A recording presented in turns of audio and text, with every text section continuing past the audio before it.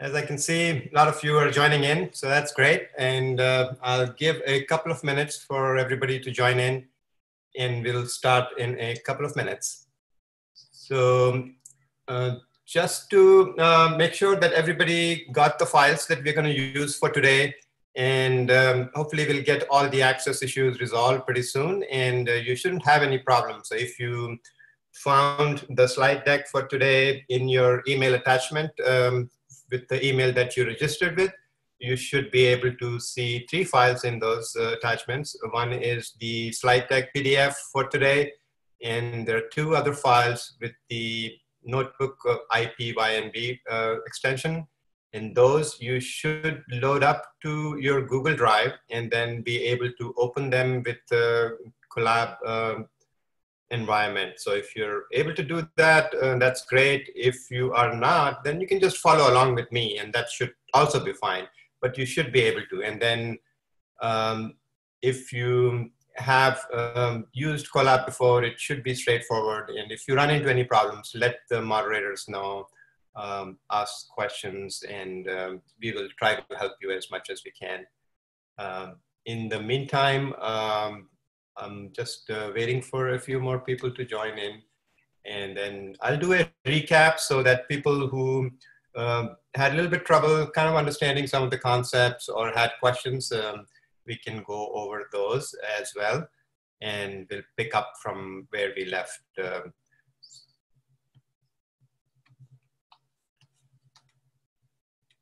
All right, so it's about 10:02, so let's get started. So let me start by answering a question about the file access today, and then the moderators have already answered you. Most likely, because of the folder issues, the files were shared as an attachment to your email. So check for your email that you registered with. So the Colab tool itself is part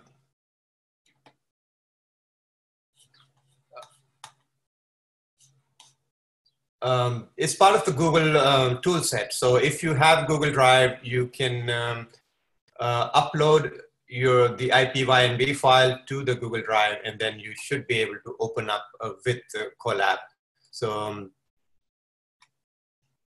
let me show you how that works. So if you have a IPYNB file, when you double click on it, you get this kind of thing where up here you say open with Colaboratory. So first time when you open it, you will have to connect the Colab app. But once you do that, you can just click on this and open the file. So that's about the files and access. So let's begin now. So that's me. And then we'll start again with the slide deck for today. And I'll do a quick recap. I'll talk about what we learned last time, and then look at the housing data again very quickly.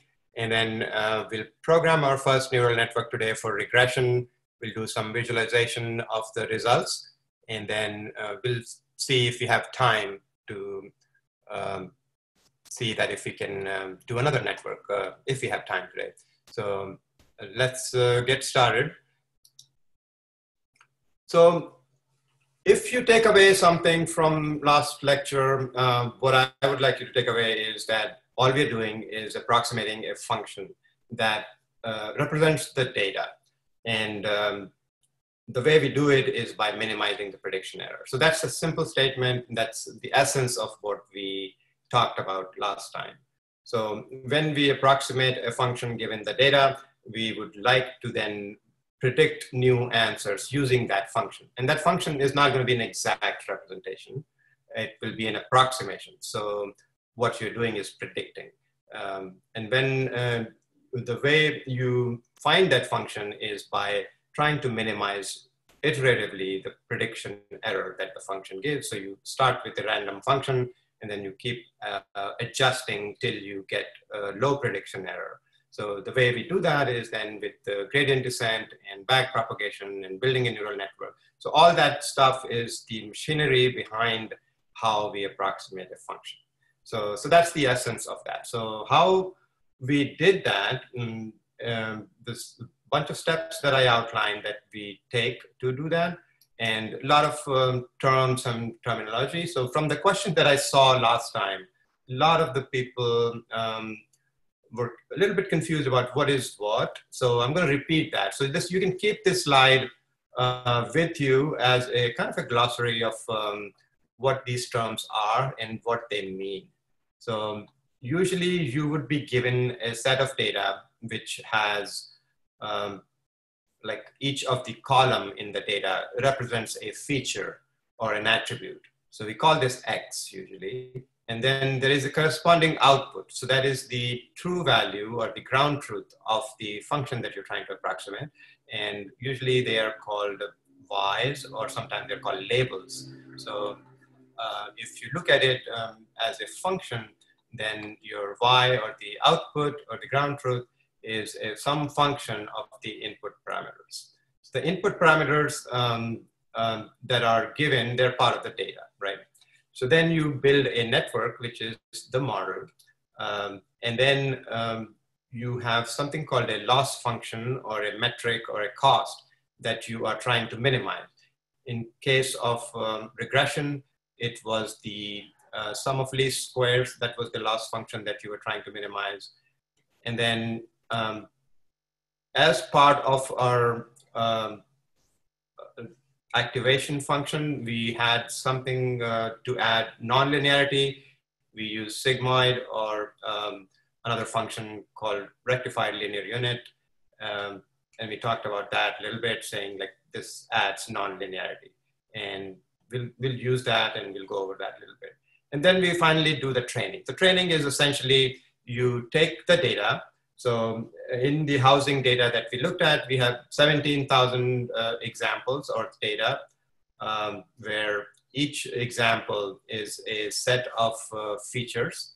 And you take one data point at a time, and then you try to run it through the network, and you compute the loss function. And when you have this error, then you try to minimize that by doing gradient computation and back propagation. And then you keep repeating that. You try to fit in more and more data from your data set. And then, in fact, you repeat multiple times throughout your data set to find this perfect fit or an approximation to the perfect fit. So finally, you evaluate the performance, like how well did you do? And then is the performance okay? Is the correctness what you're expecting? Is the level of loss that you got, is that low enough for your prediction? And then finally, once you have that, you predict on new data. So that is the general process. And these are the terms that you'll come across again and again. And I don't want you to be intimidated by these. And these are used interchangeably sometimes based on the model that you use or the software tools that you use.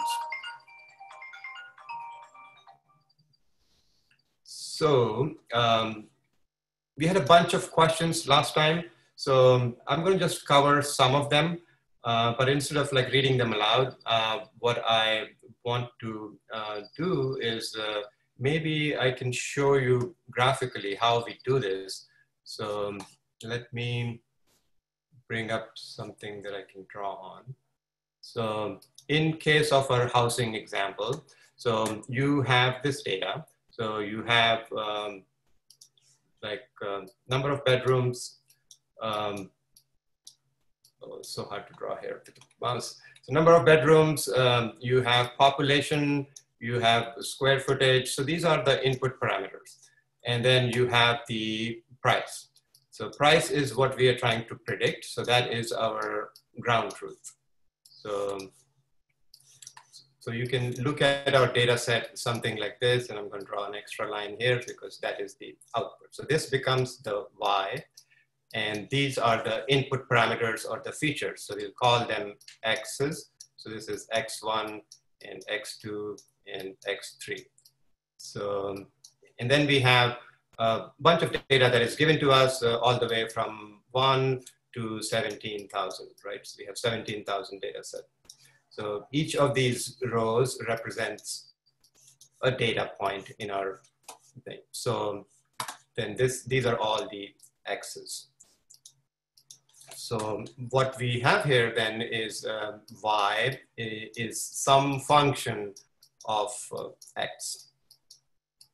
So that's all we're trying to do is approximate this function y. And the way we do it is we build a neural network. So let me bring this thing in. So we'll build a neural network that looks something like this. So these are all our inputs, and there's going to be one output that is the y. So we're going to take each of these data points, so x1, x2, x3. So we will feed it here, x1, x2, and x3. And we will get some output y. So this is data point number 1. So we'll take the first data point, is x1, x2, x3, and we will feed it here. And initially, we will assign some random weights. So each of these will have a weight. So we'll call this W11, W12, W13, and so on. We have 32 nodes in here. So last one would be W1 and 32. So all these weights will have, each of these lines represents a weight. So these weights are initially all random. And imagine there are like so many weights because this is 32 times 10. So 320 lines over here, and there are 32 times 32 lines over here. So there are so many different weights here that's what we are trying to approximate. So at each node, what we will have here is we would have x1 times whatever the weight is here, plus the second node, x2 times the weight, and so on. So this sum is what this node represents. And we will then apply the activation function, we call it A. So that's what gets out here. And then we repeat the process for this. We treat these weights and multiply them again, and then similar function, activation function here with all the weights.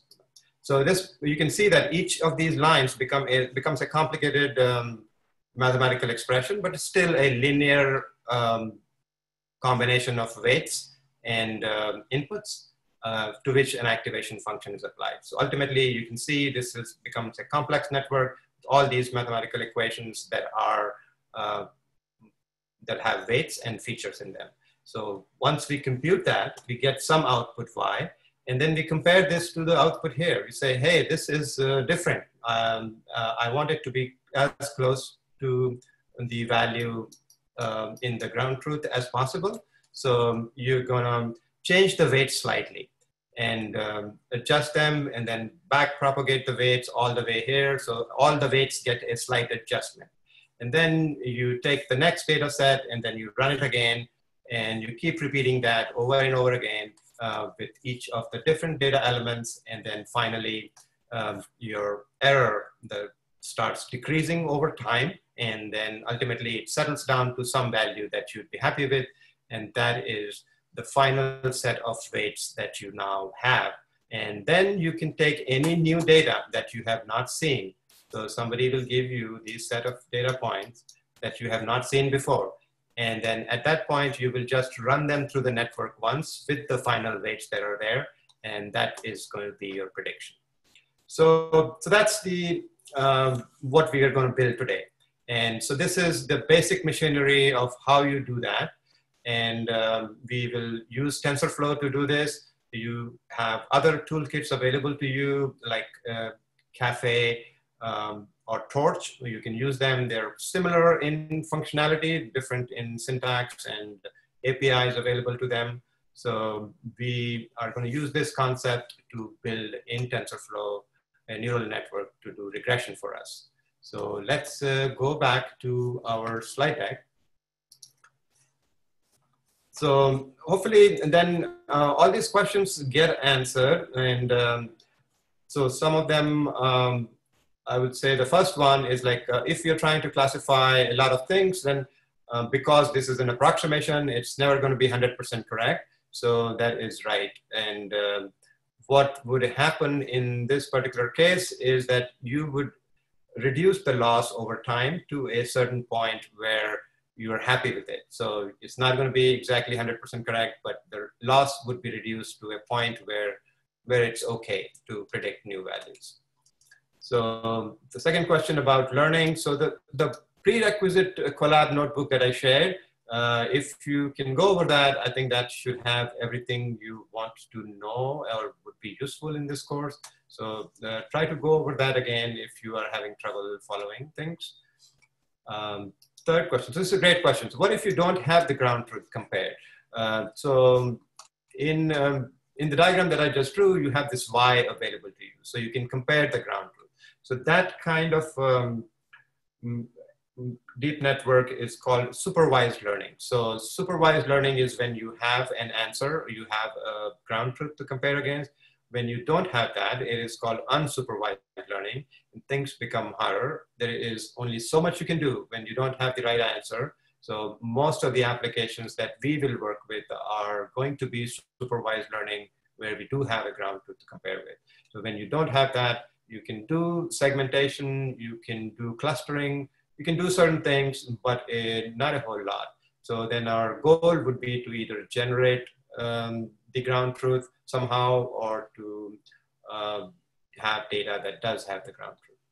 The diagonal of the project, I will explain that. That's just a quirk of Seaborn.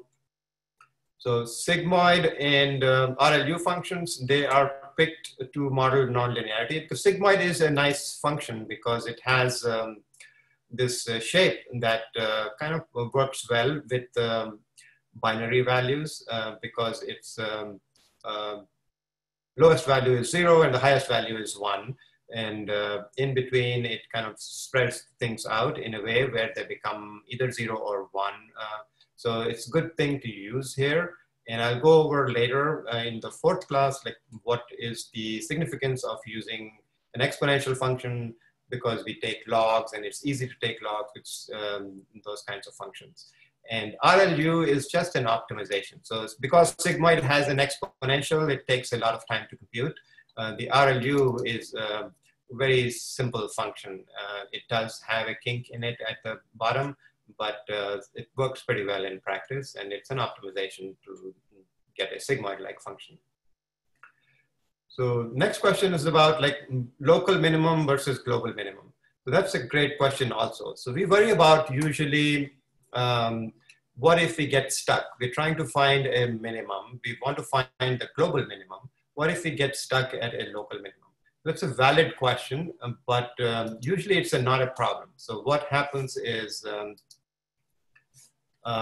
if you are trying to optimize a function, it looks something like there's the surface, and then it has some global minimum, and up here it may have some local minimum. So this is the function you're trying to minimize some weights, W1 and W2, for example. And this function itself, that is your cost function, right?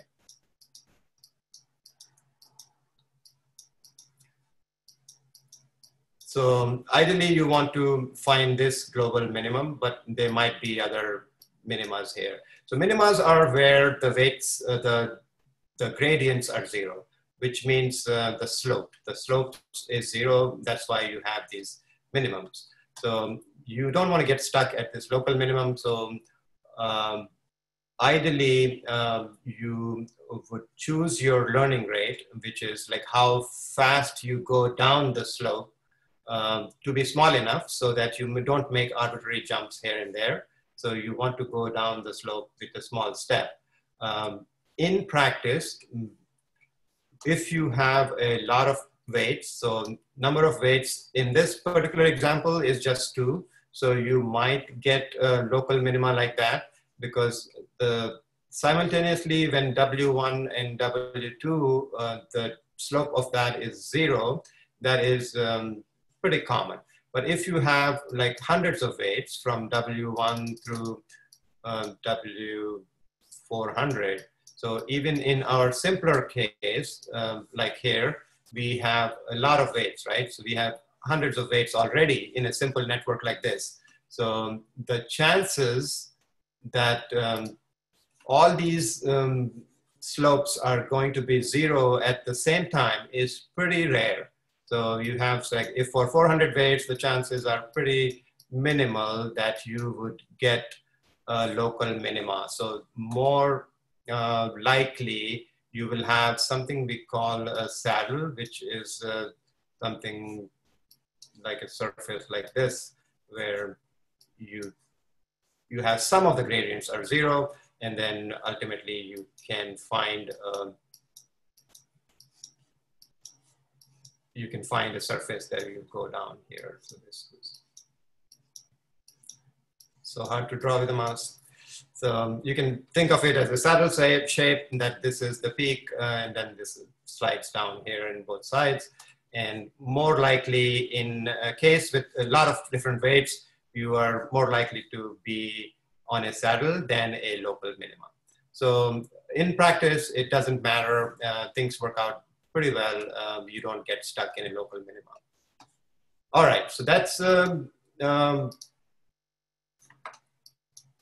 questions that I was going to ask. So how do you select initial weights? Random, so just random things. Then what is bias versus variance trade-off? So these are just terms. So bias is nothing but underfitting, and variance is nothing but overfitting. You want to avoid both. So underfitting means your function is not representing data well enough, and variance means you are overtraining or overfitting, which means you are dependent on each data point too much. So you want to avoid both, and we'll go over how to avoid that. So just if you hear these terms, bias versus variance trade-off, just think of underfitting and overfitting. All right, so hopefully now everybody is on the same page, and we will get to build our neural network. So these, unfortunately, the files are not in the folder, but you should have received via email or some other way. And once you get to the files, let's open them up.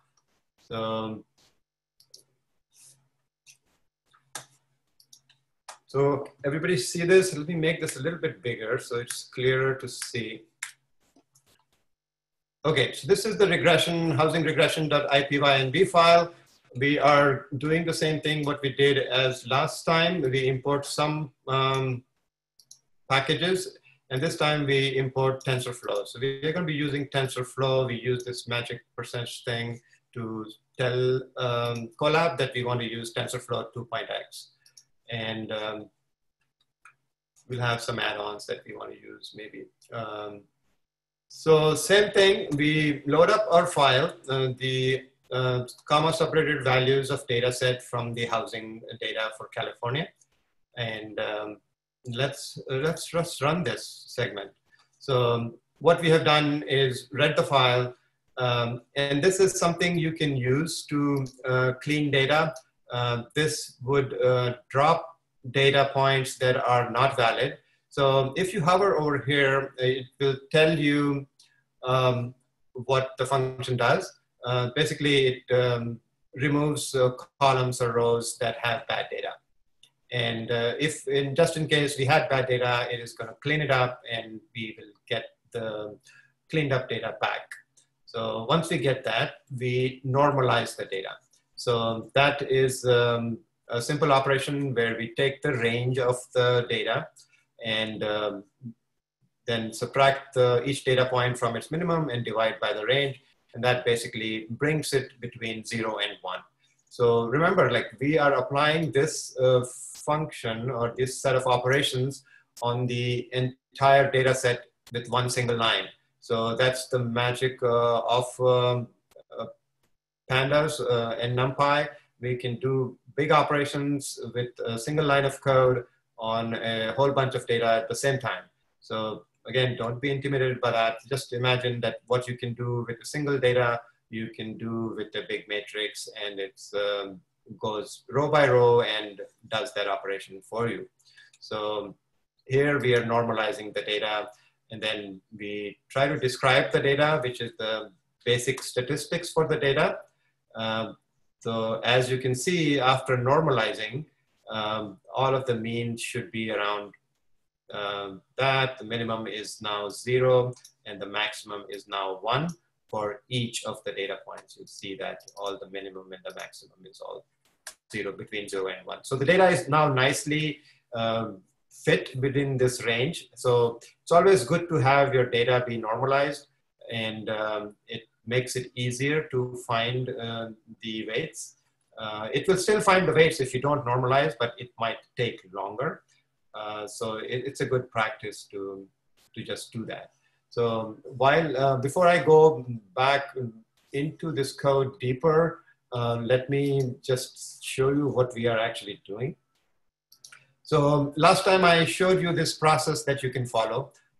It's a simple 7-step process. Things are iterative here, but we'll try to follow this to see how we can apply this to building our neural network. So, so we go back to, like, we are not going to take a neural network and say, hey, what can I do with this? We are going to go back to our problem first. So we frame our problem, say, what am I observing in my data, and what answer do I want to predict? So what we are observing, as we saw last time, are parameters related to homes. And each of those parameters are for a census block. It's not per home, it's for a block of homes. And then what we want to predict is the median home price for the block. So that's our framing. And you want to do that for every problem that you encounter. So next step is collection of data. We have to collect and clean and prep the data. So data is already given to us. We don't have to do surveys. We don't have to ask anybody. We don't have to go to a government place and ask them. So we already have the data. So we can use these pandas and NumPy expressions to kind of clean up the data. But is the data valid? Where is this invalid data located at? And can we drop the data that we don't want? So these 3 functions are useful to kind of clean up your data. And you can look up more what exactly they do, but think of them as tools for you to clean up the data. So that's data collection. And next thing we do is we do some data analysis, which we did last time. We looked at the pair plots. We looked at some obvious correlation between data. We saw that the latitude, longitude did kind of confirm that this data is from California. It showed us where the homes are. And if you did some more plotting as your homework, you would find out where the expensive homes are, what is the effect of coastal homes versus inland homes. And then you can get a lot of information about data that kind of helps you understand it better. So it helps to partition your data better. It helps to randomize. You may want to scale something up. You may, so instead of, for example, if you had a zip code, and zip code is pretty arbitrary. It doesn't kind of tell you where things are. So with zip code, you have to look up again, like, where does this zip code belong? So in practice, latitude, longitude is a better data than a zip code. So as you can see, the zip, if we just had a zip code, it wouldn't mean anything. Like, what does it mean to have a house belong to a zip code? Because you can't really tell the geography unless you look up yet another indirection into where the zip code is. So that's how you do the data analysis. And there's more to data analysis than the simple things that I'm describing. Usually you would do more rigorous work on the data analysis part. So then we do feature processing. So feature, as you remember, that each of those input parameters, like the number of bedrooms, square footage, those are all features. So we usually want to normalize the features. That is the expression we use to normalize. It brings the data between 0 and 1. There is another thing you can do instead of normalize is to standardize, which which kind of distributes it more statistically with a standard deviation of 1 and remaps the mean to 0. So it's similar to normalize, except it's doing more of a normalizing the distribution of it. So, and these steps are important. So we don't have data that we can predict with. So what we're going to do is we're going to keep 20% of the data aside for testing, because we want to keep this separate from our training. We never want the network to see this 20%. And we will use that once we're happy with our network, we will test with this data. So the way to do it is very simple. All you have to do is take some fraction of the data. And as I said last time, you never want to take from the top or the bottom or the middle. You always want to take random samples of your data. So you sample 80% of your data, and then you save it for training. And then rest of it, 20%, is what you save for testing. Again, this expression takes this and filters it out. So this is 80%, and then the rest of it is 20% for testing. So that's all good. And then because the data comes in as one big matrix, there is no separation between the features and the labels or the ground truth. So we will separate them at this point. So what we are saying here is we want to take this particular column, and we want to, on the y-axis, which is column, we want to take this and drop it, which means the rest of it becomes the training data, and then just the median house value, that becomes the labels or the ground truth. So now we have ground truth and in Y, and then all the inputs in X. All right, so everything is with me, hopefully.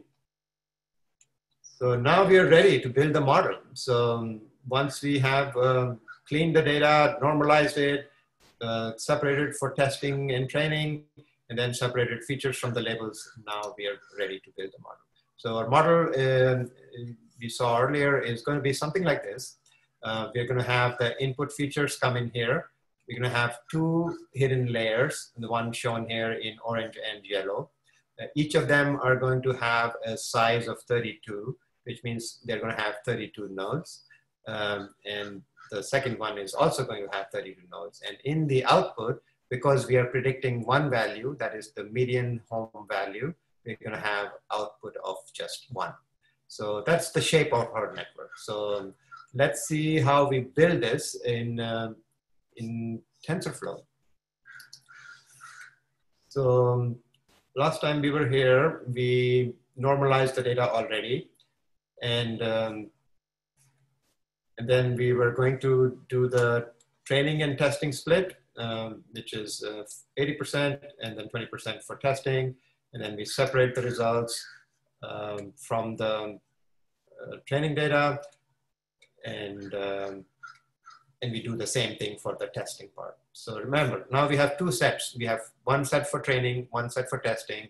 Each of them has an X, each of them has an Y. So let's see what this looks like. So now we have training data. Our total number of data points we had was 17,000. So we split 80-20. So now in the training data, we only have 13,600 data points. And in the testing side, we have 3,400. So that's good. And then rest of the data points have some statistics, which is good. And then the max should be 1, min should be 0. It's not shown here. So as you can see, that's exactly what we have done. So now, because we only printed test X part, so now we have only 8 rows and 8 columns. So 8 is what we printed. So 8 columns means 8 rows means we have 8 inputs. So remember, there is no more. The housing price is not in the training data. Housing price is in the Y data set. So we have separated that as well. So if you were to print it another way, see how many items am I training? That's 8 features or X's is what you are training with. So that's all well and good. So let's build our network next. So to get the number of parameters, that is 8. And the way to build a model in TensorFlow is use this function. There are other ways, and this is the easiest and the simplest way. It takes care of a lot of things for us. So we're going to use a simplified API called Keras. And with that, we say we want to build a sequential neural network, and which is going to have an input layer. So sequential means that we are going to just list layers one after the other without having to worry about connecting them. And TensorFlow is going to take care of connecting all the layers up for us. So we're going to say this layer, next layer, and we're just going to list them out. And because we said sequential, it will assume they are listed sequentially and will connect them up in a way that is right. So our first input layer will just have inputs, that is 8 inputs that we are coming up with. And we are going to create a 32 node dense layer. So dense means that everything is connected to everything else. So in our case, we want to create a fully connected or a dense network. So because every node is connected to every other node in the next layer, so that kind of network is called a fully connected or a dense network. So that's what we're doing here. And we are saying that for this particular layer, we are going to use the ReLU, rectified linear unit, as our activation function. So which means all 32 nodes will get this function. Practically, you can choose a different activation function for each node if you want, but in practice, you don't. You just specify it at a layer level. So each layer has an activation function that you can set up in this function call, and you can name it something. And it's always good to name things, because once your networks get complex, it's hard to figure out what is connected where and how many nodes it has. So it's always a good practice to name your nodes. And so we do another layer, which is exactly similar, with 32 nodes. It's also a dense layer. It also has a rectified linear unit as the activation function, and we name it dense 2. And then finally, as the output, we are going to create a dense layer, which is also fully connected, but output is only one node, and that is our Y, or the median home price. So that's all nice. The model is set up. And now, so remember, the activation function goes with the model, the kind of node goes with the model. So what is the remaining part that we haven't specified yet? So one thing we haven't said is like what kind of optimizers to use. So what kind of loss function to use, and then how fast should we go down with the gradients, which is what is my learning rate. So we set that all up here in this compile function. So we set our learning rate to be 0.001, which is, we're going to use a gradient descent. So this RMS prop is a kind of a gradient descent algorithm. And we're saying that we want to use this, and we want to use a learning rate of 0.001. And we are going to use a loss function, which is the mean square error, which is what we covered last time. So in addition to the loss function, we can also monitor other metrics, like how things are changing. So in this case, I've added this optional an average error also. So instead of a square error, it also measures the average error. It doesn't use it to minimize. So it only uses the loss function to do the optimization. And this is just as a metric, so we can see what it is doing. So let's compile this model and see what it says. So here it is. So this is more of a little bit of a graphical view or tabular view of your network. So we said that there is an input layer followed by a 32 node dense layer and another 32 node dense layer and an output layer. So, and then it also puts out these parameters or number of parameters. So the number of parameters is basically number of weights. So these are the weights that we are going to learn. So in a simple network like this, we already have 1,300 weights or more than that. So you can see the number of weights can multiply pretty quickly in a dense network like this. So how do we figure out the number of parameters? So as you can see, it's the number of lines. So in this particular graph that we saw, let me go back to this. So in this particular graph that you saw, each of these lines represents a weight. So if you were to find the number of weights in this particular set of lines, so basically it's a number of nodes here times the number of nodes here. So that should give you that number. And then we add one extra for something called bias. And I wanted to go into detail on why we add that. It's very similar to the intercept. So there's one extra in every layer. So if you were to do the simple math, so you have 8 parameters coming in and connected to 32 nodes. And then we add one extra per, so that should give you 288. So that's in the first layer. And then in the next layer, you will have 32 times 32 plus 32. And that will give you 1056, which is what we see here. And finally, in the last layer, you have 32 times 1 plus 1. That should give you 33. So these are the number of weights in each layer that we have.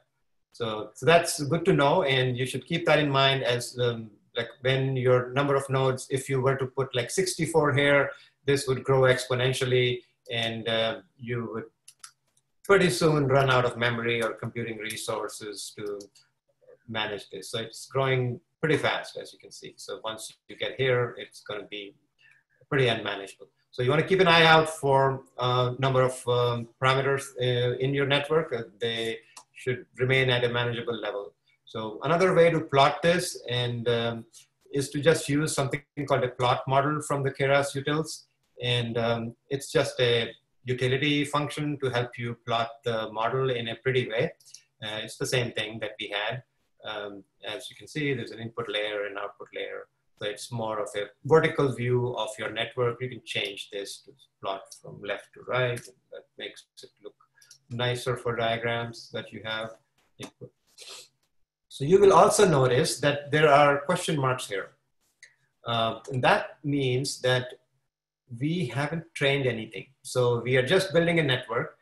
It does not care whether we put in 1 value or 2 values or 3 values or 17,000 values. So it remains open. So all we are doing is we're setting up the network. We haven't trained anything. So only time the network actually gets fed is when we train it. So at this point, the data is not touched. So all we are doing is building a model and then looking at the model itself without any data at all. So next step is where we actually train the model. So going back to the lecture, so we did the 5th step, and then the 6th step would be to train the model and train the model and see what it does. All right, so training involves basically just calling something fit, fitting or optimizing or training. So it's a simple looking function, but it does a lot. So in fact, it does the bulk of the work. So let's look at the inputs to this function. So we give it the training data, the ground truth, and something called a batch size, which I'll go over soon, and something called a number of epochs, which also I will cover, and a validation split and the verbosity level. So let's take a deeper look at what this fit function does. So the fit function is going to take your data, and let me go back to the drawing. So the fit function is going to take this data and is going to feed it to the network, right? So instead of feeding one line at a time, we can feed in multiple. So we can take, like, say, 10 of these data points and then feed them simultaneously to this network. So that 10 is what is known as the batch size. Batch. So after each batch is done, we are going to compute the gradients via backpropagation and then change the weight slightly. And we're going to take the next batch and the next batch. So we'll train in batches. And once we have exhausted our data set, that is going to be called one epoch.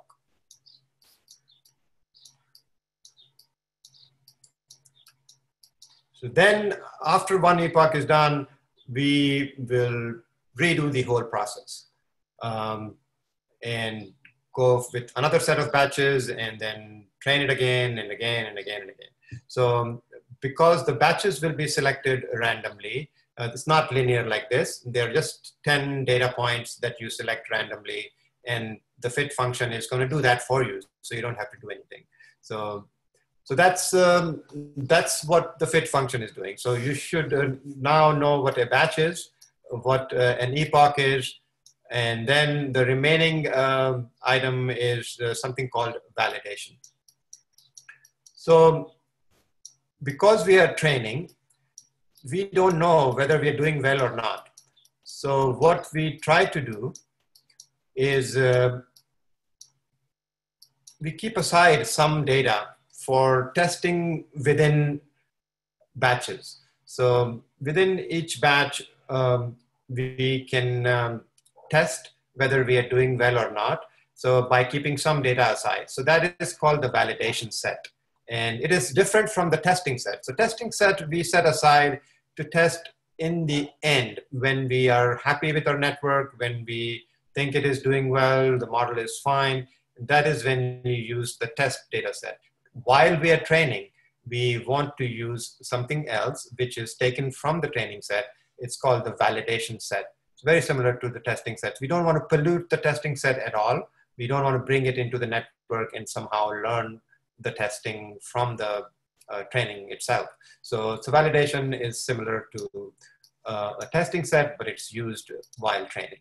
So now you should know all these terms, what they mean.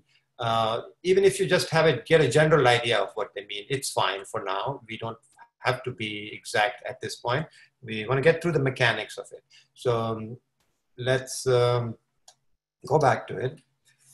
So you have, you understand all of these now, what they mean. So let's train now. So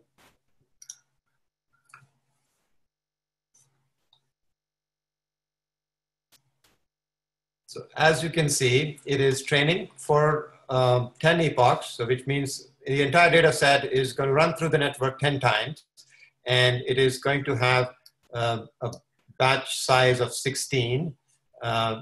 So each of these represents a batch. And as you go through the batches, it will compute the loss. And as you can see, the loss should decrease over time. And that is great because that's what you want for your network. And we said we were also going to track the mean average error, which is also going down, which is good. And because we set aside some data for validation, that loss should also go down. That is also good. And then we're also tracking the validation mean average error, which is also going down. So it all looks good, but how can we tell? Like, is it overtraining? Is it undertraining? Is it doing well? Is it fast enough? So there's some time steps here. So 1 millisecond per time step, it's pretty fast. So also remember, these are all simple data. We have only like 14,000 data points that we are testing. So it's not too much of a strain. It goes pretty fast. So let's see if we can figure out a different way to look at this. So hopefully all of this is clear so far. And let's plot this thing. So one thing we're going to plot is just these values, but in a nicer way so we can see them. So we can create a figure in Matplotlib. And the good thing about this fit call, so fit call is essentially a for loop, right? It's going through different batches, and it's going to train and adjust the weights and then get back. So it accumulates everything it does in this history object that we are going to use. It will have the loss, it will have the validation loss. So we're going to plot those things per epoch. So let's see what that plot looks like. So here it is. So as we can see, our training loss is coming down, which is excellent. So which is exactly what we want. So it comes down pretty quickly, and then it kind of stabilizes. And as you can see, it is still trending down. So if we can let this network continue to train for a while, it will go down even more. That is good. And then we have the validation loss, which is also coming down. So the validation loss is, remember, from data that is not part of the training, just for validation. So which is somehow decreasing even faster.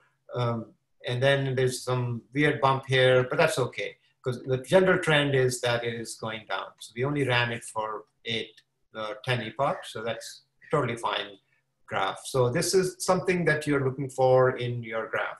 So remember, these are very simple models with very simple data set. In practice, for a larger model and a larger data set, things will run for thousands of epochs over 3 or 4 weeks, and the losses will go down very slowly. So in essence, you would see that losses do come down, but the training time and the number of epochs, that is in practice a whole lot more than what we are seeing there. Because this is a class, we want to get things done in real time. You can see still what we are trying to achieve is the reduction of loss over time. So that's all good. And then there is, we can also tabulate like how the losses are doing, which is basically the final value of this table. And that's also good. We can take a look at that. So now we're ready to predict. So now we think we have trained it pretty well. So let's give it the test data. And there is a function called predict that we will call. So we will call it on the test data. Remember, this test data has not been to the network at all. And we are going to get answers from this. So essentially, we just did that and it happened silently. So we don't know what happened.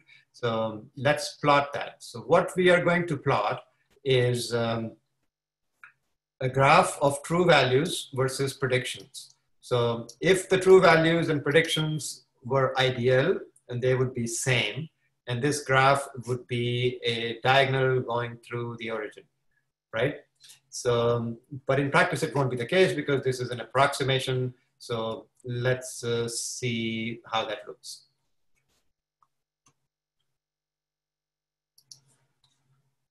So here it is. So here's the diagonal line. And so we're plotting, remember, true values versus predictions. They're all scattered here, but you can see the trend. They are not perfectly on this diagonal. There are some errors, but they're minute, and most of the data points are within that. So one thing you also want to see then is how many data points are actually on this line and how many are outside. Remember, for testing, we separated about 20% of the data out of the 17,000. So that's about 350 data points. So you see the scattering more evident. You don't see actually how close these or how many points are these very close to the line. So maybe we should look at the distribution of these data points. So let's look at that next. So the way you do distribution is put data into bins. So we're going to create 25 bins and plot the error, which is the difference between the prediction, which is this, and the actual value. And we're going to plot that. So you look at this plot and you can see it is a normal distribution. which is exactly what we want on average. This is the point of zero error, that is our mean. And you can see that about 900 data points have zero error, which is great. And then some of them have more error. And as you get more and more error, the number of points that have larger error decreases pretty sharply in accordance with a normal graph or a bell curve. So that is great. So that's the result you want in your neural network. You want to do the training in which loss is decreasing, validation loss is decreasing over epochs, and then your prediction is centered around this diagonal line, and your data error is distributed around zero with some kind of a normal looking graph. When I say normal, I mean mathematically normal, statistically normal. So we did that. There are a lot of variables here that you can tweak. The obvious one is because the trend was going lower, what if we train for a little bit more? So let's start here and train for 20 epochs maybe. This is fast enough, we can train more. So let's do that. So the good thing is, because we didn't go rebuild the model, it is just going to take over from where it left. So you'll see that losses begin from where the last loss was. So in this case, we are essentially training for 30 epochs because we trained for 10 last time, and then we can do 20 more. So as you see, it finishes, and let's replot this. So it's going down, it's good. So now you see this validation loss jumping around. So that is still okay. The trend is still down. That's good. But in overall, you want it to be a little bit more smooth, which may mean that your network is overtraining, because it's not able to predict correctly. Even though the losses are down, it is not able to predict correctly from the validation set, which means you may be overtraining. So that is, you have to figure out other ways to fix that, or maybe it is okay, you let it run for more and see what happens. So let's look at the prediction and the graphs again. So it looks about the same. So nothing much has changed, I guess. It's a little tighter around the diagonal, and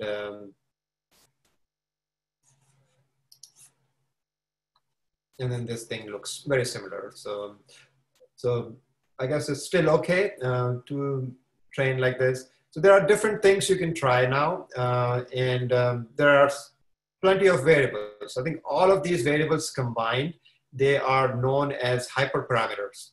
So things you can change, use a different activation function, change the number of nodes, add one more layer here or a few more layers. You can use a different learning rate, maybe go slower or faster. You can do a different loss function. So all these things are called hyperparameters, and most of the machine learning practitioners will spend a lot of time tweaking these. So you would try to find the best set of parameters that will give you the good results. So it's one of the things that people do spend a lot of time on is adjusting these hyperparameters. So I'll give you that as a homework to try different things out. So we're about out of time, and let's see if we have any questions quickly, because we are running out of time. So we'll cover the classification next time. I want you to practice with some hyperparameters.